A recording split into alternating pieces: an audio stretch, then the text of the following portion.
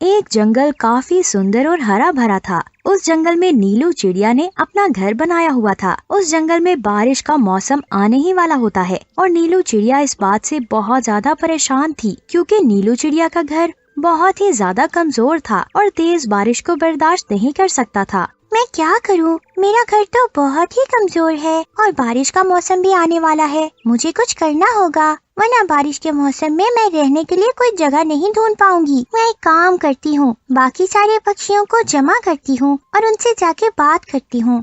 फिर नीलू चिड़िया बाकी पक्षियों को जमा कर लेती है और उनसे कहती है, पक्षियों, मैंने आज बहुत ही खास काम के लिए आपको बुलाया है। देखो पक्षियों, आप सब तो जानते हो बारिश का मौसम बहुत करीब है और अभी तक हम लोगों ने बारिश से बचने का इंतजाम नहीं किया। अरे वाह वाह नीलू चिड़िया, क्या जबरदस्त आइडिया दिया है तुमने। हम सारे पक्षी मिलकर लकड़ियाँ जमा कर लेते हैं और फिर इन लकड़ियों का बड़ा सा घर बना लेते हैं और उसमें हम रहने लगेंगे। अरे ये सब पक्षी क्या कह रहे हैं? मुझसे तो मेहनत होती ही नहीं है। ये सब पक्षी लकड़ी ढूंढने का कह रहे हैं, लेकिन मैं तो लकड़ी ढूंढ ही नहीं सकता हूँ। मुझे तो बैठने की आदत है, लेकिन मैं क्या करूँ? मैं इन पक्षियों को साफ मना कर देता हूँ। देखो पक्षियों, साफ सीधी सी बात है, मुझसे मेहनत नहीं होती, इसीलिए मैं तुम्हारे साथ बिल्कुल लकड़ियाँ इकट्ठी करने नहीं जाऊँगा। अगर तुम लोगों को घर ही बनाना है तो तुम सब मिलकर बना लो, मुझे मत बोलो इस काम के लिए। अरे कालू कौवे, ये तुम क्या कह रहे हो? ऐसा मत बोलो। देखो, अगर तुम हमारे साथ लकड़ियाँ चुनवाओगे तो इस घर में तुम भी रह सकते हो ना, वरना तुम हर साल की तरह इस साल भी बारिश में भीगोगे। देखो, मेरी बात मान लो और तुम हमारे साथ लकड़ियाँ चुनवाने में मदद करो। हाँ कालू कौवे, नीलू चिड़िया बिल्कुल ठीक कह रही है। हम सारे पक्षी मिलकर जल्दी से लकड़ियाँ जमा कर लेते हैं और फिर एक बड़ा सा घर बना लेंगे और इसमें रहने लगेंगे। अरे तुम सारे मेरी बिल्कुल भी चिंता मत करो। बारिश के दिनों में रानी की माँ के पास चला जाऊंगा और वहाँ जाकर रह लूंगा। इतना कहकर कालू कौवा वहाँ से चला जाता है और फिर सारे पक्षी लकड़ियाँ ढूंढने के लिए निकल जाते हैं। सारे पक्षी मिलकर इधर उधर लकड़ियाँ तलाश कर रहे होते हैं, लेकिन किसी भी पक्षी को कहीं पर भी कोई लकड़ी दिखाई नहीं देती। काफी देर तक लकड़ियाँ ढूंढने के बाद वो सारे पक्षी थक हार कर एक पेड़ पर आकर बैठ जाते हैं। नीलू चिड़िया, लकड़ियाँ तो मिल ही नहीं रही। बारिश के दिन भी बहुत करीब आ चुके हैं। अगर लकड़ियाँ ना मिली तो हम घर कैसे बनाएंगे?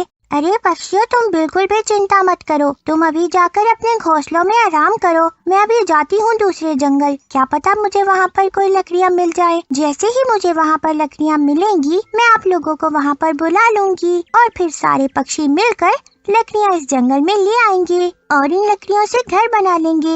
ये कहकर नीलू चिड़िया लकड़ियाँ ढूंढते ढूंढते किसी दूसरे जंगल आ जाती है। बाकी पक्षी खाली हाथ घर को लौट जाते हैं। अरे पक्षियों, मैं तो चाहता हूँ तुम लोगों को लकड़ियाँ ना मिले। मैं तो रानी की माँ के घर जाकर रह लूंगा। अब तुम लोग क्या करोगे? क्योंकि तुम लोगों को लकड़ियाँ भी नहीं मिलेंगी। अब तुम अपने घर कैसे बनाओगे?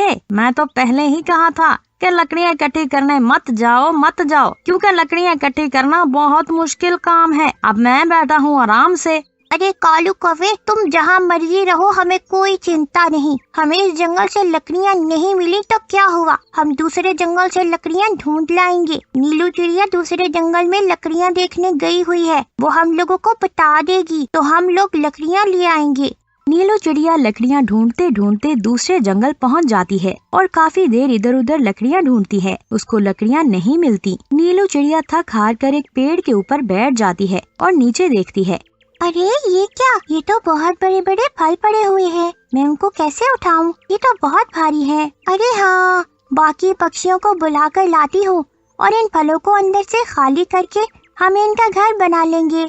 नीलू चिड़िया खुशी खुशी दूसरे पक्षियों को बुलाने दूसरे जंगल आ जाती है, जहाँ दूसरे पक्षी नीलू चिड़िया के इंतजार में बैठे होते हैं।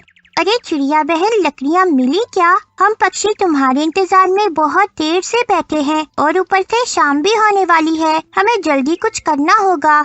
अरे हाँ तोते भैया, हमें लकड़ियों से अच्छा सामान मिल गया है। मेरे साथ दूसरे जंगल चलो, मैं तुम लोगों को दिखाती हूँ। सारे पक्षी नीलू चिड़िया के साथ दूसरे जंगल पहुँच जाते हैं और एक पेड़ के नीचे फलों के पास बैठ जाते हैं। अरे नीलू चिड़िया, ये क्या? ये तो बड़े बड़े फल है, हम इनका क्या करेंगे? हम इनका घर कैसे बनाएंगे?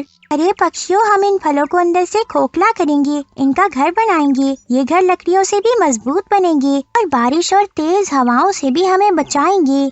अरे पक्षियों, नीलू चिड़िया बिल्कुल ठीक कह रही है, हमें ऐसा ही करना चाहिए। पहले हम लोग इन फलों को अंदर से खाली करते हैं, फिर हम इनको उठाकर दूसरे जंगल ले जाएंगे और फिर इनका घर बना लेंगे। सारे पक्षी फलों को अंदर से खाली करते हैं और फिर उठाकर दूसरे जंगल ले आते हैं और फिर इनके घर बनाकर आराम से इनमें बैठ जाते हैं। थोड़ी देर के बाद तेज हवा और बारिश आ जाती है। सारे पक्षी आराम से अपने आलू कौवा रानी की माँ के पास चला जाता है। रानी और इसकी माँ एक छोटे से घोंसले में बैठी बारिश में भीग रही होती हैं। अरे रानी की अम्मा, तुम्हारे को क्या हुआ? तुम बारिश में क्यों भीग रही हो? मैं तो तुम्हारे पास रहने आया हूँ, लेकिन तुम तो पहले ही मुश्किल में हो। अरे कालू कौवे बेटा, हमारा घर तेज हवा और बारिश की वजह से खराब हो गया है। हम तुमको कहाँ रहने के लिए जगह देंगे? हमारे पास तो अपना घर है ही नहीं, जो था वो खराब हो गया है। कालू कौवे, तुमने अपना घर नया क्यों नहीं बनाया? तुमको तो पता था कि बारिश का मौसम आने वाला है। अगर तुमने अपना घर बनाया होता तो तुम आराम से अपने घर बैठे होते। कालू कौवा रानी और इसकी माँ की बातें सुनकर खामोश हो जाता है और अपने आप को कहता है, मैंने बहुत गलत किया। मुझे उन लोगों के साथ लकड़ियाँ इकट्ठी करनी चाहिए थी, दूसरे पक्षियों की तरह घर बनाना चाहिए था। मैं बारिश में भीगने के अलावा कुछ भी नहीं कर सकता। सबक, अपने आने वाले वक्त की तैयारी करनी चाहिए, दोस्तों की अच्छी बातों को मानना चाहिए।